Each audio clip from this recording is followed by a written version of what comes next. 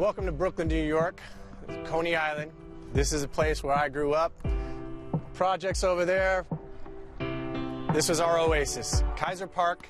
This is where the dream started for me.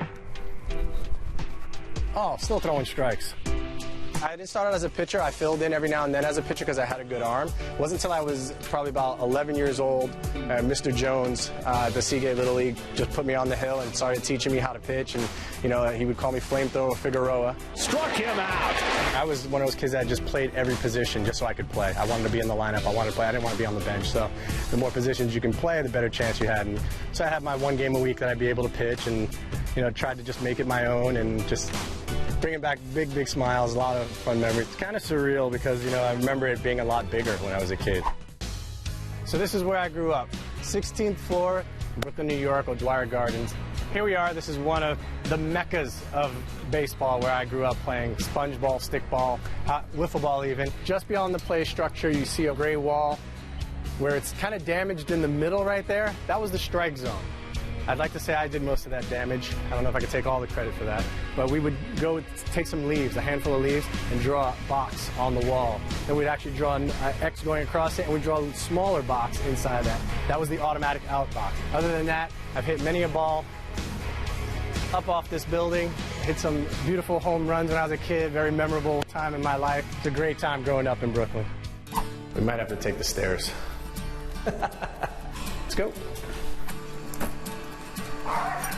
Come on in.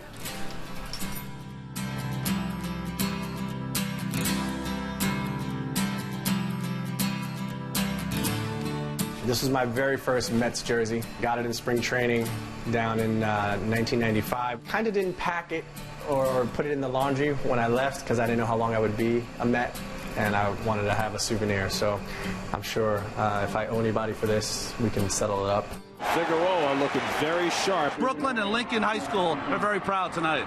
To have the Met uniform on and be one of the kids from Brooklyn, to have a chance to live that dream, and my family was there. We gave my dad a brick to remember it, 4/11/08. My son pitched for the Mets, and I died and went to heaven. Nelson Figueroa Sr. I got a lot of, you know, concerned mail from the fans and emails saying, you know, I hope everything was okay. Do you miss your dad? I don't miss my dad at all because I get to see him often, especially being back here in New York. When he used to pitch with the Mets, I would wait up for him. And boy, would I say, if you got the guy on 3-2, why would you throw him this? He said, Dad, please. I know already. Don't tell me no more. I don't want to hear it. I used to give it to him. He'll be downstairs walking around the block. Oh, do I got to go upstairs now and hear it from this guy? And I'll be waiting for him. I said, surprise! I'm here. Yep. Hey. Keep me honest. Right. He's a true New York Met fan. So looking at some of the old photos, the one that looks like the rails of the stairs, that's my legs actually. Lincoln High School days, we won the city championship. The only other #2 at Yankee Stadium. Yeah. My, how time flies. Doing the color. I'm up top up there. Growing up in Coney Island and growing up a Met fan. You are doing a great job. Thank you so much. Thank you so much. So it takes its toll on a pitching staff. You know, I've left Coney Island, but Coney Island's never left me.